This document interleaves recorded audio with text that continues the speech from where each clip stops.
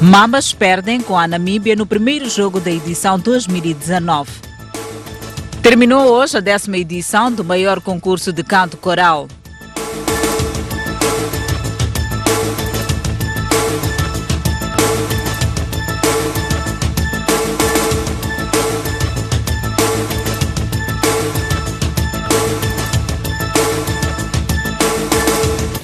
Olá, bem-vindo ao Jornal da Noite.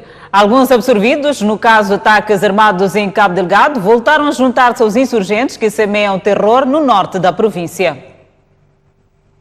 Muitas pessoas acusadas de protagonizar ataques armados em Cabo Delgado e que foram restituídas à liberdade no dia 24 de abril último, através da sentença do Tribunal Judicial da província, não voltaram às suas casas. A denúncia foi feita pelo comandante-geral da polícia no distrito de Chiur durante a sua recente visita à província de Cabo Delgado, onde deixou um apelo aos supostos fugitivos e à população. As forças de defesa e segurança haviam detido 263 indivíduos suspeitos de serem malfeitores. Deste grupo, 36, 34 foram condenados e os restantes 229 foram restituídos à liberdade por falta ou por insuficiência de provas. Mas nós queremos pedir esses cidadãos devem se apresentar nas estruturas do bairro, porque neste momento não estão nos locais da residência onde eles saíram. Queremos pedir, através da população de Chiur, para que esses cidadãos apresentem as estruturas do bairro, para trabalhar com o bairro, para produzir e as estruturas do bairro conhecer onde é que eles estão, onde é que estão a residir e demonstrar a sua inocência de que não fazem parte dos malfeitores. A polícia reconhece a inocência de algumas pessoas que estão em parte incerta, mas está preocupada com um outro grupo que são suspeitos de terem voltado a juntar-se aos insurgentes. Esses estão nos preocupar. Estão-nos preocupar porque esses, na verdade, sempre pertenceram. Assim, demonstraram claramente que eles faziam parte dos malfeitores. Antes da polícia, o presidente da República, Filipe Nunes, foi a primeira figura que revelou publicamente um desconforto com a decisão tomada pela Justiça, que libertou mais da metade dos 289 arguidos acusados no processo 32/2018, o primeiro relacionado com os ataques armados, julgado pelo Tribunal Judicial da província de Cabo Delgado. A Cernic, na Zambésia, apreendeu quantidades significativas de fármacos no distrito de Mupeia e uma pessoa está detida em conexão com o caso. As autoridades estão a apertar o cerco para desmantelar redes de saque de fármacos do Sistema Nacional de Saúde. Este cidadão foi neutralizado na posse desta quantidade de medicamentos no distrito de Mupeia. O indiciado diz que apenas recebeu a mercadoria por vias de um profissional de saúde afeto à unidade sanitária do posto do campo. O enfermeiro do Mungani me disse para eu poder carregar esses medicamentos. Eu carreguei. Quando carreguei, eu lhe falei, essa quantidade toda não é de conseguir suportar até no Mungani, a 20 km, não é de aguentar. Ele tentou diminuir aqueles medicamentos, restou num plastiquinho assim. Até chefes que entraram dentro encontraram. O Serviço Nacional de Investigação Criminal diz que está ao encalço do profissional de saúde que supostamente está envolvido no caso para devido esclarecimento. E este indivíduo que foi encontrado na posse desses medicamentos incorre também no crime de encobridor ou cúmplice, porque os medicamentos pertencem ao Sistema Nacional de Saúde. Neste momento, o funcionário já foi identificado e trabalhos estão sendo feitos para a sua neutralização. A Direção Provincial da Saúde já reagiu em volta deste caso. O inspetor-chefe provincial diz que no ano passado o setor expulsou 4 funcionários envolvidos em saque de medicamentos nas unidades sanitárias. O ano passado, por exemplo, nós tivemos 15 casos 15 casos em 9 locais, em que estiveram envolvidos 4 funcionários também da saúde, que culminaram com processo crime. Para além do processo crime, foram processo disciplinar e culminou com expulsão. Refira-se que ao longo da semana finda, a nossa reportagem deparou-se com quantidades de fármacos a serem comercializados no mercado informal no distrito de Ilha. Há menos de 4 dias para o término do recenseamento eleitoral, as autoridades reconhecem que não vão cumprir com as metas previstas na cidade de Maputo. Numa ronda efetuada na manhã deste domingo a alguns postos de recenseamento eleitoral na capital do país, deparamos-nos com fraca adesão dos potenciais eleitores. Os brigadistas confirmam que o cenário tem sido característico, até porque trata-se de um processo de atualização. Recensearam bem no ano passado, já nesse ano, para não haver aquela diferença. Sim. Então, hoje já receberam algum? Sim, hoje já recebemos 2 eleitores. No posto localizado na escola secundária Mateus Sassão Mutemba, encontramos os brigadistas a confeccionar alimentos e jogar cartas porque ainda não tinham recebido nenhum eleitor até a hora em que passamos. Primeira coisa, desliga a câmera. Nós só queremos a informação, só para saber como é que está a funcionar. A informação vamos dar. Primeiro, desliga a câmera. Por que temos que desligar a câmera? Primeiro, desliga a câmera. Por quê? Primeiro desliga a câmera, eu vou conversar com o senhor, depois o senhor irá filmar. Na escola secundária Força do Povo, o cenário já começa a mudar. A supervisora diz que nestes últimos dias tem havido uma maior afluência. Ele já vem, mas não com muita aderência em relação ao ano passado. Mas em média conseguimos registrar a cerca de 30, 35. Por dia? Sim. Já no bairro Maguanini CMC, encontramos esta mulher que acabava de recensear, tendo deixado tudo para estes últimos dias devido a problemas familiares. Em todos os postos de recenseamento visitados, não se encontravam os fiscais dos partidos políticos, com exceção da Frelimo, que estava representada. Aqui nunca vi. Aqueles que estão a aparecer e só vêm ver o trabalho de um baile, se está a trabalhar ou não. Desde que começamos somos as 2 pessoas. Da Frelimo só? Sim. Renan, MDM, nada? Nada, ainda não vi. O diretor do STAI na cidade de Maputo reconhece que não será possível cumprir com as metas previstas. Em termos daquilo que é a nossa previsão de eleitores por registrar nesta fase de atualização, está mais claro que de facto não vamos cumprir com a meta. Só para lembrar que nós temos uma previsão para esta fase de atualização de recensear um universo de 120.655 eleitores e até agora, faltando 4 dias para o término do processo de atualização do recenseamento eleitoral, temos registrado um total de 57.453 eleitores, o que corresponde a 47,62%. Está aqui o teu cartão, até no dia 15, dia da votação, para vir votar, e no dia 1 a dia 4 é para vir, temos posição do caderno. Sim, para ver se o teu nome consta no caderno ou não. Obrigada. Seguimos com outras notícias. 3 grandes projetos de gás natural liquefeito poderão arrancar em Moçambique entre 2023 e 2025. Segundo o PCA da Empresa Nacional de Hidrocarbonetos, os investimentos poderão atingir cerca de 50 mil milhões de dólares. Falando num dos painéis de debate da Conferência Crescendo Azul, na semana passada, o presidente do Conselho de Administração da Empresa Nacional de Hidrocarbonetos, Omar Mita, revelou que a próxima década será de Moçambique, pelo fato de possuir 3 projetos que vão exportar cerca de 30 milhões de toneladas de gás natural liquefeito ao ano. Moçambique corre o risco de ter 3 projetos em simultâneo a serem desenvolvidos aqui na República de Moçambique. 3.3 de Floating LNG, 12.6 da área 1 e 15.2 da área 4. Cerca de 30 milhões de toneladas por ano para ser colocado no mercado e por um único país, na mesma zona, portanto, que é na região de Cabo Delgado. E isto é quase que sem precedentes em toda a África. Os investimentos terão lugar num curto espaço de tempo, sendo que cerca de 90% dos recursos estão no mar. São projetos transformativos, porque o investimento está acima de 50 mil milhões de dólares ali, nesta região, e portanto, e tudo isto poderá vir a acontecer quase na mesma altura, 2023, 2024, 2025. Ou seja, no próximo ano é já 2020, mais 3 anos começa o floating, mais 1 ano é a nadar, mais meio ano, ou 6 meses, será, portanto, a Exxon.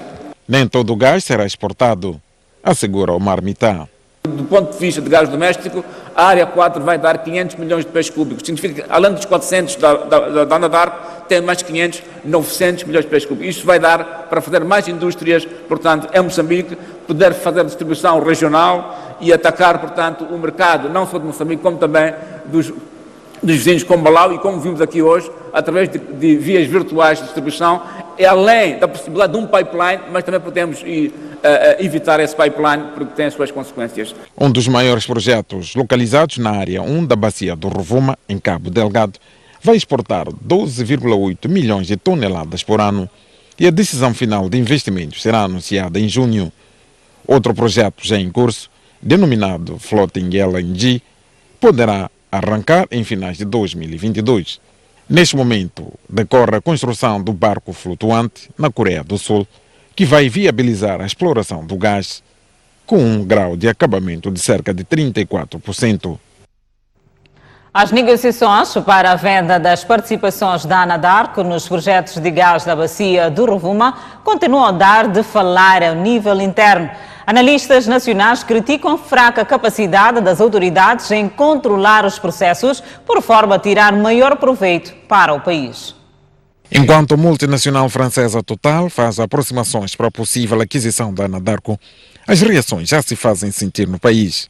Mais do que os prováveis encaixes em mais-valias que o país pode vir a registrar, alguns analistas dizem que é a hora de Moçambique despertar para os contornos deste tipo de negócios. Um motivo de alerta como moçambicano, porque afinal de contas demonstra a fraca capacidade de laquear os grandes contratos que são feitos pelos países que têm esse recurso. E por outro lado também a incapacidade de controlar outros corredores de poder a nível internacional, porque havendo grandes companhias como a Total interessadas, Moçambique poderia, de certa forma, ter o privilégio de negociar diretamente. João Carlos Colasso sugere que o governo deve tirar ilações e dotar-se de outra atitude, por forma a preservar o bem comum. A impressão que fica é de que Moçambique, como Estado e como país, participa muito pouco do processo de controle de supervisão deste processo e os moçambicanos ficam de algum modo profundamente alheios ao que se passa em relação às transações internacionais relacionadas com recursos extremamente estratégicos para o seu desenvolvimento. Penso que é chegado o momento do governo de Moçambique começar a ter um pouco mais de controle, um pouco mais de visibilidade sobre o que acontece ao nível internacional, mas não só em relação a questões relacionadas aos recursos como petróleo e gás. São opiniões deixadas durante o programa Observatório Internacional da STV Notícias. A província da Zambésia poderá registrar baixa produção de algodão caroço este ano, na sequência de encerramento de 2 das 3 empresas que fomentavam aquela cultura.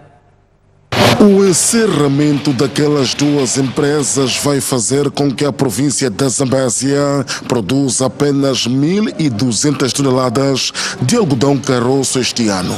Falando concretamente da Zambésia, a produção este ano vai baixar em relação ao que se fez no ano passado, porque neste momento a única empresa que está em atividade é a Olan, que opera na zona de Dere e Morumbala. As outras empresas, falando da Mocotex e a Nova Algodoeira, elas interromperam atividades. Então, naturalmente que essa produção baixou em função a isso. E para devolver a província da Zambésia no mapa de grandes produções do algodão, o governo está a aprimorar algumas estratégias. Primeiro, estamos a fazer, como desafio, temos o lançamento de concurso internacional para as áreas da Zambésia, cujas empresas desistiram de fazer a cultura. As outras províncias que estão em produção é incrementar através de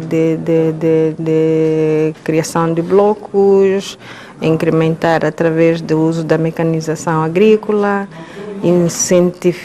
intensificar o uso de semente certificada. Isso naturalmente começa pela cadeia toda de semente certificada, começa desde a básica até a certificada. Na última campanha, a província da Zambésia produziu 3.800 toneladas de algodão, Nampula 24.600 e Niassa por volta de 15.000 toneladas.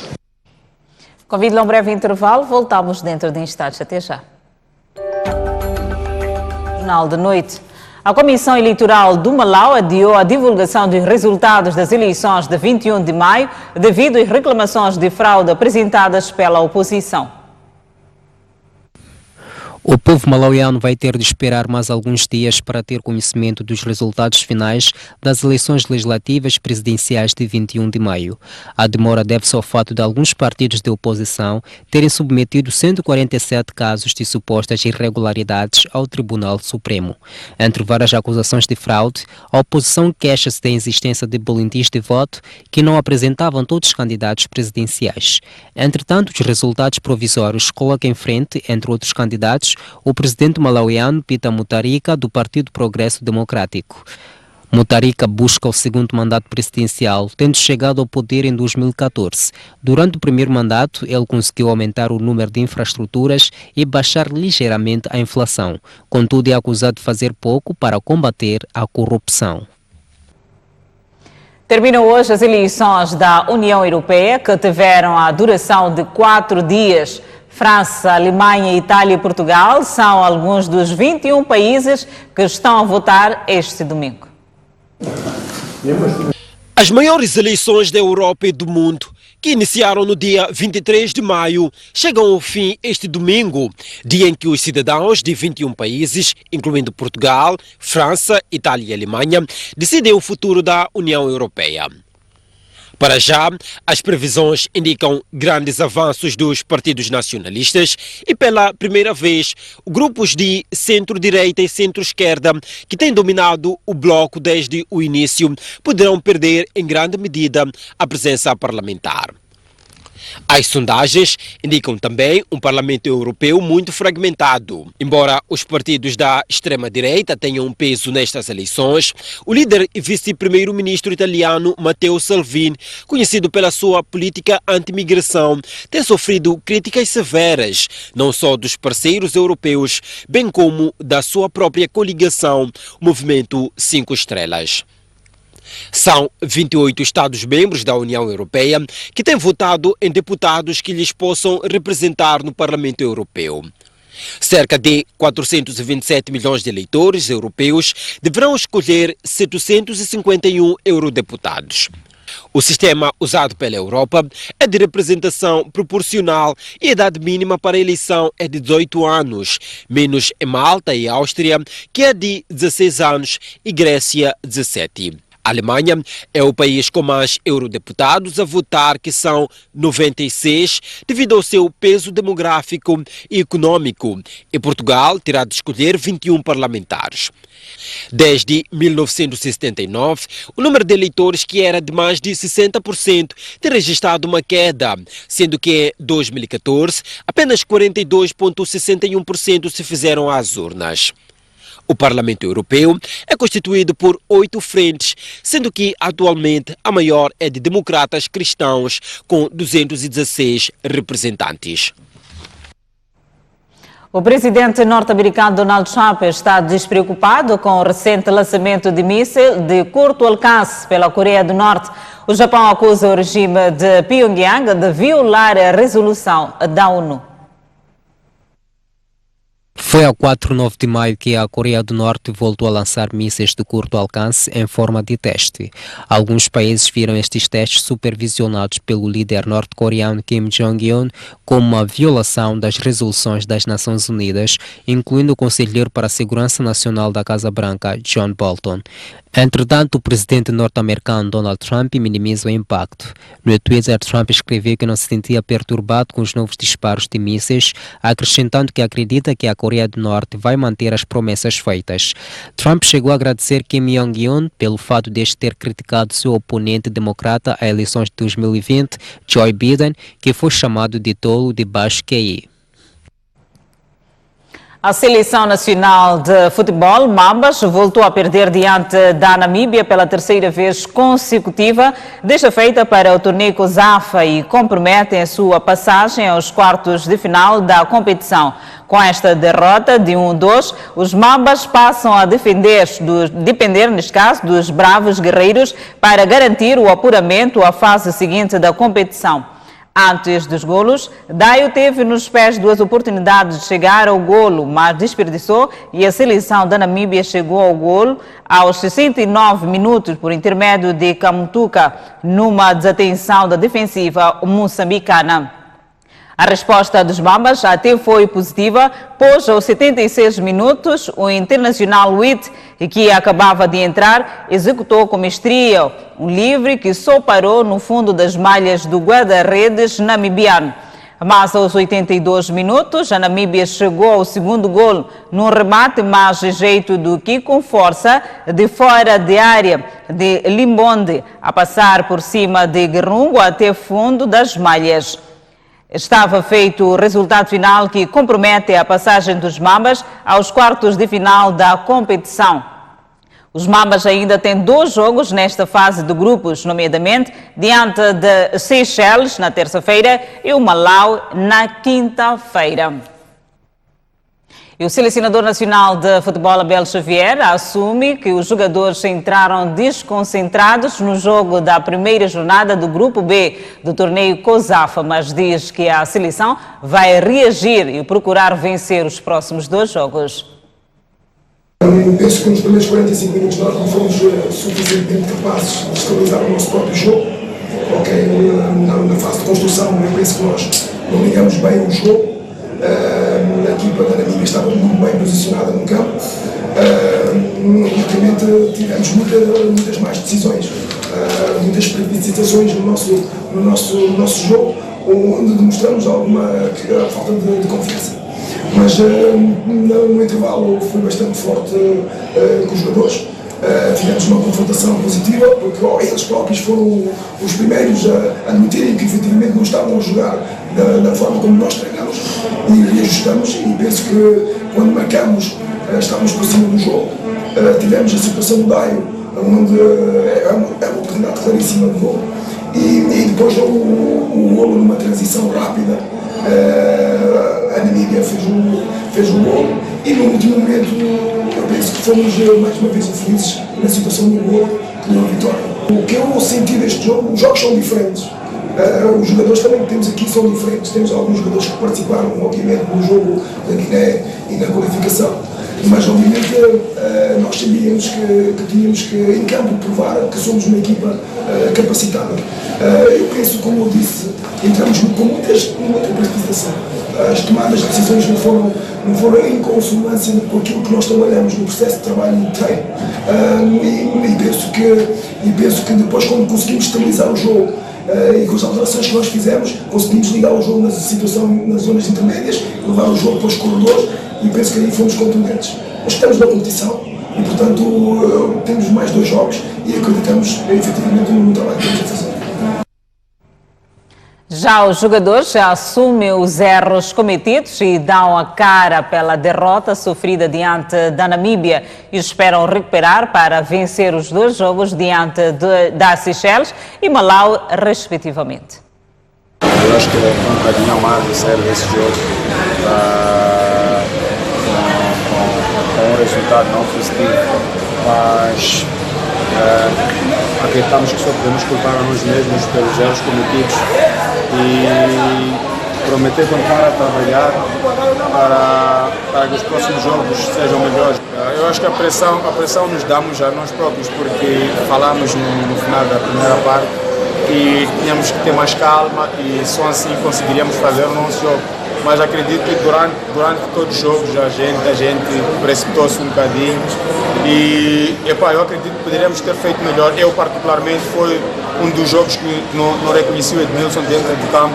Foi um jogo bem disputado, só cometemos alguns erros e acabamos de sofrer.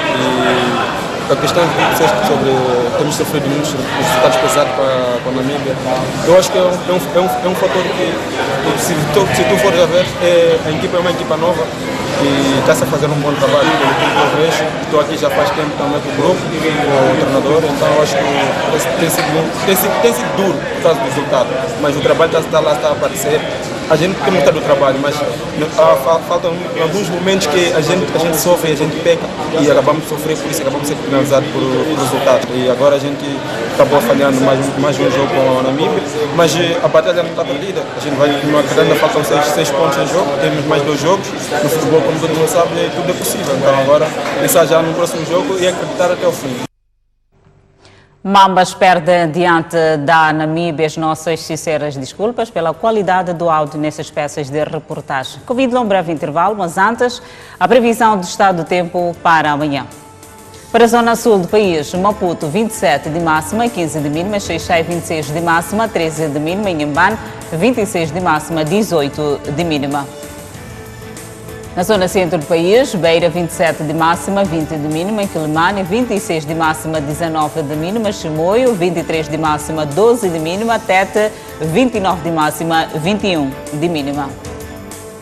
Por fim, a zona norte do país, Nampula 27 de máxima, 17 de mínima, Pemba 30 de máxima, 19 de mínima, Lixinga 23 de máxima, 12 de mínima.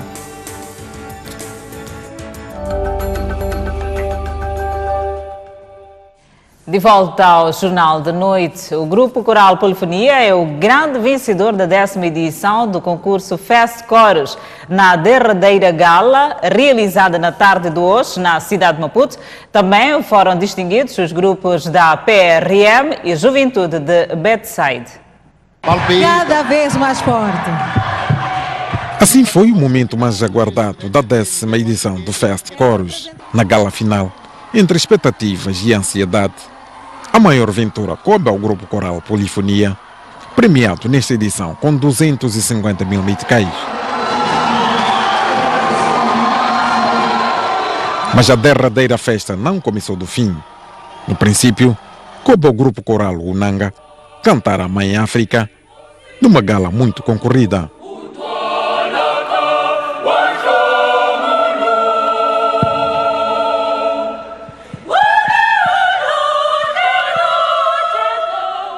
Aberta a cerimônia da consagração, mais 6 grupos concorrentes foram ao palco do Cine Scala e todos, concentrados no grande prémio, arrancaram vários aplausos do auditório.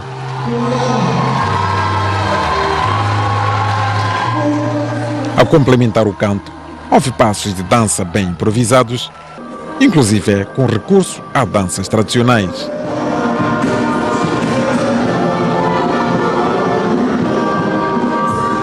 Só ao fim de 4 horas de espetáculo emocionante, os corações começaram a palpitar mais rápido.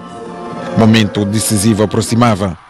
E quando chegou, o primeiro grupo a sorrir foi o da Escola Superior de Jornalismo, prémio indumentária nesta edição. A parte do vestuário, o terceiro grupo classificado na 10ª edição desta iniciativa, da STV em parceria com a Mosal, foi a Juventude da Bedside, premiada com 50 mil meticais. Premiado com 150 mil meticais, o segundo classificado foi o grupo da PRM. Quanto ao grande vencedor desta edição, já se sabe.